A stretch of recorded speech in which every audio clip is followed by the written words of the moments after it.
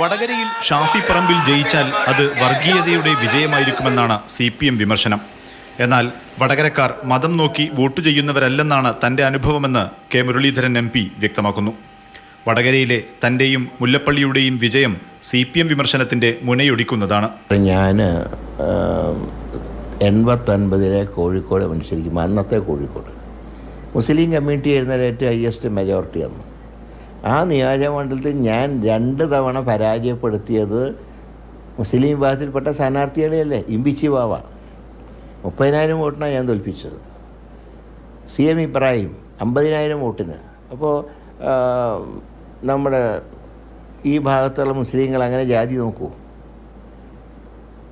അതുപോലെ വടകരയിൽ എന്നെ ജയിപ്പിച്ചു, മുല്ലപ്പള്ളിയെ ജയിപ്പിച്ചു. ഇതൊക്കെ ലീഗുകാരുൾപ്പെടെയുള്ളവർ മുൻപന്തിയിൽ നിന്നുകൊണ്ടാണ് ഞങ്ങളൊക്കെ ജയിപ്പിച്ചത്.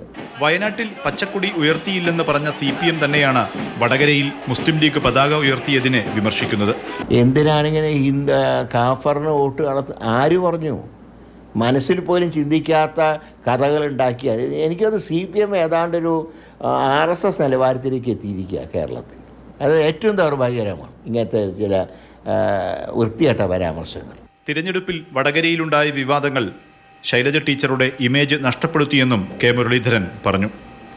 മാതൃഭൂമി ന്യൂസ്, കോഴിക്കോട്.